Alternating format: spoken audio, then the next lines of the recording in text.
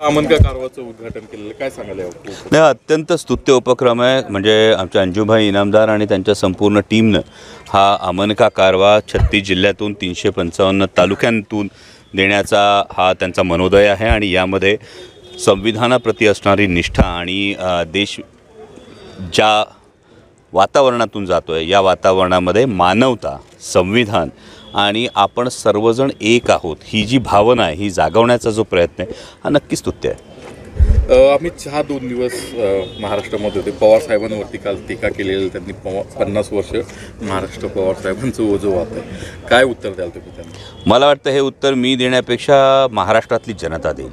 कारण गेली 55 वर्ष आदरणीय पवारसाहेबांनी महाराष्ट्रासाठी काय काय केलं हे प्रत्येक जनतेला माहिती आहे. आणि हे सर्वसामान्य शेतकरी असेल, सर्वसामान्य युवक असेल, IT मध्ये काम करणारा व्यक्ती असेल, माझ्या सर्वसामान्य माता भगिनी असतील, म्हणजे केंद्रातल्या सरकारला आत्ताशी कुठंतरी पोस्ट डेटेड चेकमध्ये महिला आरक्षण देण्याचा त्यांनी प्रयत्न केला आहे. पण हे महिला आरक्षण महाराष्ट्रामध्ये आदरणीय पवारसाहेबांनी यापूर्वी केव्हाच दिले. आदिवासींसाठी स्वतंत्र बजेट देणारे जे पहिले मुख्यमंत्री होते ते आदरणीय पवारसाहेब होते. आमचा सर्वसामान्य जो शेतकरी आहे, शेतकऱ्यासाठी घेतले गेलेले जे काही निर्णय आहेत हे प्रत्येक शेतकऱ्याला ठाऊक आहे. मला असं वाटतं की त्यामुळे महाराष्ट्रामध्ये आदरणीय पवारसाहेबांच्या प्रति एक कृतज्ञतेची भावना आहे. आणि जर असं कोणी बाहेरून येऊन टीका करत असेल तर मला वाटतं त्याचं उत्तर हे महाराष्ट्रातली जनता मतदानातून देईल. शिरूर लोकसभेसाठी विरोधकांना म्हणजे राष्ट्रवादी काँग्रेस असेल, अजित पवार गट किंवा भाजप असेल उमेदवार सापडत नाही आहे, शोधाशोध सुरू आहे. आज अशी बातमी येते की अमित शहांशी जी चर्चा झाली त्यानुसार अजित पवार गटाला फक्त 3 जागा मिळतील, शिरूर, बारामती आणि रायगड. तर शिंदे गटाला फक्त 8 जागा मिळणार आहे. खच्चीकरण होतं त्यांचं एकाच आकड्यामध्ये 2 अंकी पण आकडा. मुळात जेव्हा शिवसेनेमध्ये किंवा राष्ट्रवादी काँग्रेस पक्षामध्ये फूट पाडण्याचा प्रयत्न झाला तेव्हाच ही गोष्ट अधोरेखित झाली की हे प्रादेशिक पक्ष संपवण्याची असुरी महत्त्वाकांक्षा ही केंद्रातल्या सरकारची आहे, केंद्रातल्या सत्ताधारी पक्षाची आहे. आणि आज जर तुम्ही म्हणता त्या पद्धतीने केवळ 8 जागा आणि केवळ 3 जागा जर अजित पवार यांच्या राष्ट्रवादी काँग्रेसला मिळत असतील आणि शिंदेंच्या प्रश्न पडलेला असेल की याचसाठी केला होता का अट्टा. म्हणजे जेव्हा स्वगृही होतो तेव्हा राजासारखी वागणूक होती आणि आता मात्र जर अशा पद्धतीनं 8 आणि 3 जागांवर बोळवण जर केली जात असेल तर हा एवढं जो प्रवास जो केला याचं नक्की फलित काय हा संभ्रम प्रत्येकाच्या मनात तयार. तुमच्या विरोधात सेलिब्रिटी उमेदवार देण्याची देखील चर्चा सुरू आहे.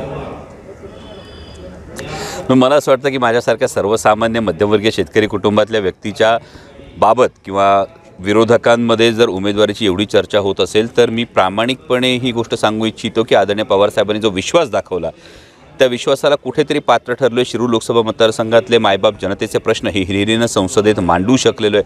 आणि 3 वेळा संसदरत्न पुरस्कार असेल, देशातल्या फर्स्ट टर्ममध्ये निवडून आलेल्या खासदारमधला 3रा क्रमांक असेल, या सगळ्या गोष्टींची ही कामाची पोचपावती असंच मी मानतो. लोकशाही आहे त्यामुळे कोणी ना कोणी उमेदवार तर नक्की येईल. आणि आता केंद्रीय गृहमंत्री अमित शहा आल्यानंतर, कारण त्यांच्याशिवाय खरं तर हासे इतर पक्षांना नव्हता आत्तापर्यंत, कोणी किती दावे करत होतं तरीसुद्धा.